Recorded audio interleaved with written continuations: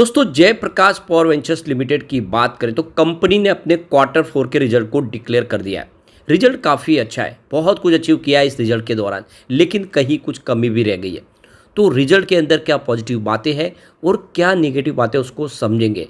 इसके अलावा मैनेजमेंट की तरफ से कुछ बड़े फैसले लिए गए जिसको इस वीडियो के माध्यम से डिस्कस करेंगे।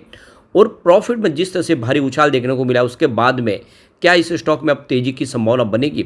वैसे तो पिछली बार क्वार्टर 3 भी काफ़ी अच्छा था, इस बार क्वार्टर 4 में भी हमने बेहतर आंकड़े देखे हैं। तो इन सारी बातों को इस वीडियो के माध्यम से डिस्कस करने की कोशिश करेंगे। वैसे स्टॉक बहुत ही छोटा सा पेनी स्टॉक है और जिस हिसाब से कंपनी का प्रदर्शन है वो देख सकते हो कि ये वाकई मजबूत है, इसमें बहुत सारी पॉजिटिव बातें। तो इन सारी बातों को समझेंगे इस वीडियो के माध्यम से। लेकिन फ्रेंड उससे पहले अगर आप पहली बार हमारे चैनल पे आए तो चैनल को सब्सक्राइब कर दीजिए, एक बेल आइकॉन दबा दीजिए ताकि जब भी नया वीडियो बने पहला नोटिफिकेशन आपको मिले। वीडियो पसंद आए तो लाइक शेयर जरूर कीजिए। चलो फ्रेंड्स वीडियो स्टार्ट करते हैं। मैं हूँ आपका दोस्त एस.बी. दवे और हमारे अपने चैनल ऑनलाइन कमाई में आपका बहुत बहुत स्वागत है। सबसे पहले फ्राइडे के कारोबार की बात कर ले तो यहाँ पे देखो कि स्टॉक की शुरुआत पॉजिटिव हुई 18.15 पर और इंट्राडे में 18.20 का हाई बना, लो है वो 17.95 का। तो गिरावट भी हुई स्टॉक में, लेकिन क्लोजिंग ऊपर की तरफ रही है। जहाँ पे दिन का हाई था वहीं पे 18.20 के आसपास, जहाँ पे 0.83% की तेजी देखने को मिली। अब यहाँ पे रिजल्ट आ चुका है हमारे सामने जो काफ़ी उत्साहवर्धक है।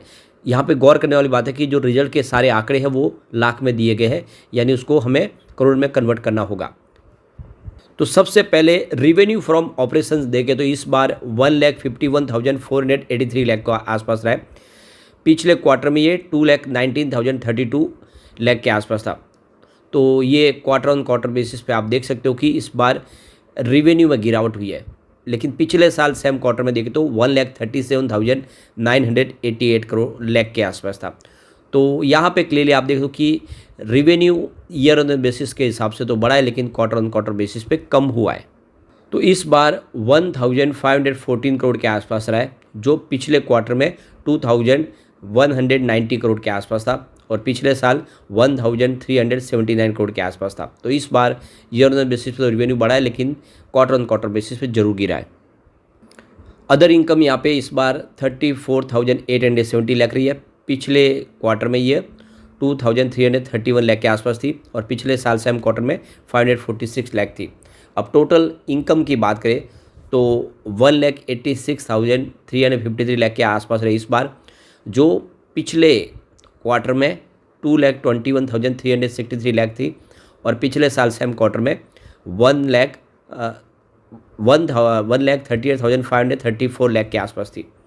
अब इसको अगर करोड़ में हम देखें तो इस बार 1,863 करोड़ के आसपास रहा है टोटल इनकम।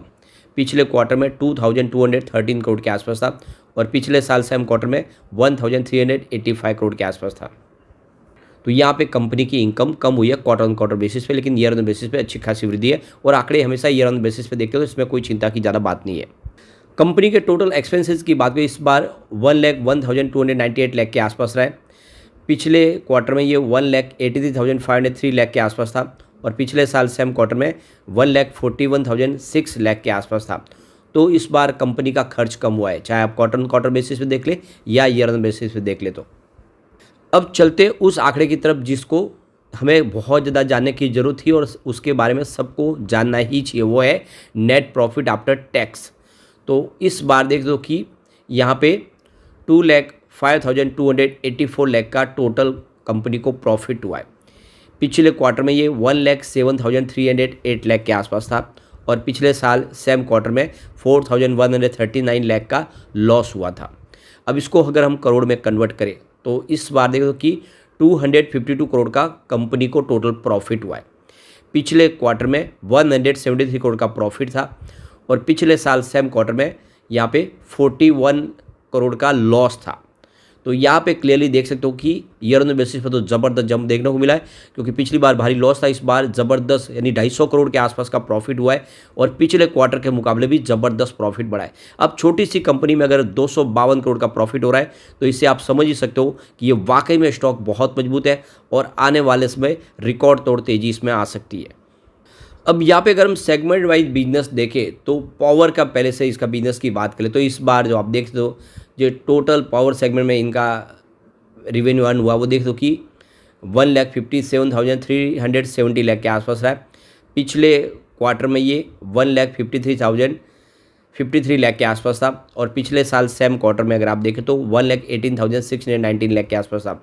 तो यहाँ पे पावर सेगमेंट में कंपनी ने आज बहुत अच्छा प्रदर्शन किया है, चाहे आप क्वार्टर ऑन क्वार्टर बेसिस पे देख ले या ईयर ऑन बेसिस पे देख ले। तो अब कोल डिवीजन से देखें तो 6,950 लाख के आसपास का इस बार इन्होंने यहाँ पे रेवेन्यू दिखाया है और पिछले क्वार्टर में ये 23,537 लाख के आसपास था। तो पिछले क्वार्टर में ज़बरदस्त जम था रेवेन्यू में और पिछले साल सेम क्वार्टर में देखें तो ये 3,244 लाख के आसपास था। तो यहाँ पे देखो कि क्वार्टर ऑन क्वार्टर बेसिस पे तो ज़बरदस्त कमी आई है, लेकिन ईयर ऑन बेसिस पे अभी भी कोल बेस जो बिजनेस है उसमें भी इन्होंने अच्छा खासा रेवेन्यू अर्न किया है। अब सैंड माइनिंग का बिजनेस देखें तो इस बार इनको 5,877 लाख का लॉस हुआ है, यानी बिजनेस इनका माइनस में रहा है और पिछली बार ये क्वार्टर में 65,987 लाख के आसपास था, जो काफ़ी अच्छा इनको रेवेन्यू में जंप देखने को मिला बिजनेस में। और पिछले साल सेम क्वार्टर में ये 19,377 लाख के आसपास था। तो सैंड माइनिंग का बिजनेस आप देखें तो वो फिलहाल माइनस में दिखाई देगा आपको। अब टोटल यहाँ पे सीमेंट ग्रेडिंग का बिजनेस देख लो, ये ऑलरेडी बंद हो चुका है, इन्होंने अपने बिजनेस को ऑलरेडी बेच दिया है। तो अभी फिलहाल टोटल देखे तो यहाँ पे इनका रेवेन्यू बना है वो 1,58,443 लाख के आसपास रहा इस बार। पिछले क्वार्टर में देख सकते हो ये 2,42,577 लाख के आसपास था और पिछले साल सेम क्वार्टर में देखे तो 1,41,240 लाख के आसपास था। अब कंपनी के टोटल लाइबिलिटीज़ की बात कर ले इस समय तो 1,78,144 लाख के आसपास है, जो पिछले क्वार्टर में 2,57,221 लाख के आसपास था और पिछले साल सेम क्वार्टर में 1,78,767 लाख के आसपास था।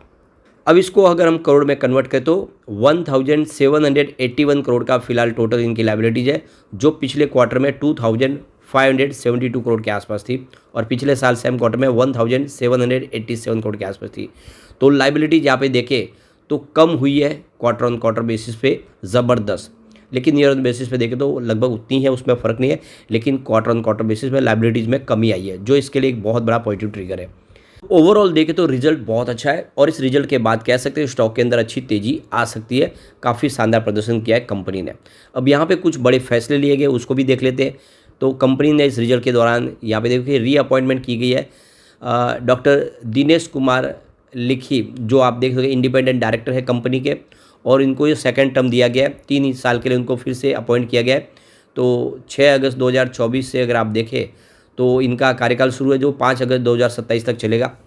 सेकंड जो रीअपॉइंटमेंट श्री सुनील कुमार शर्मा, जो होल टाइम डायरेक्टर है कंपनी के रहेंगे और 1 साल के लिए उनका पीरियड बढ़ाया गया है और 1 अप्रैल 2024 से लेकर 31 मार्च 2025 तक के लिए आप देख सकते हैं उनके कार्यकाल को बढ़ा दिया गया है। तीसरी रीअपॉइंटमेंट हुई है श्री सुरेंद्र जैन की और ये एमडी और सीईओ है बैंक कंपनी के।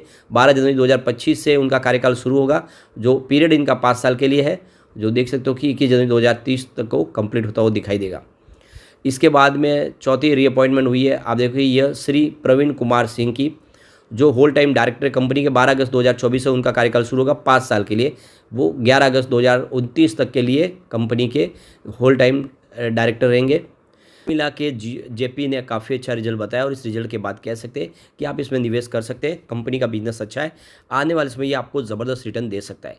लेकिन फ्रेंड, कोई भी इन्वेस्टमेंट करने से पहले अपने फाइनेंशियल एडवाइजर से बड़े ले ले या अपना खुद का रिसर्च करें, क्योंकि मैंने वीडियो आपके एजुकेशनल पर्पज़ के लिए ही बनाया। वीडियो पसंद आए तो लाइक से जरूर कीजिए और चैनल को सब्सक्राइब कर दीजिए। Thank you friend.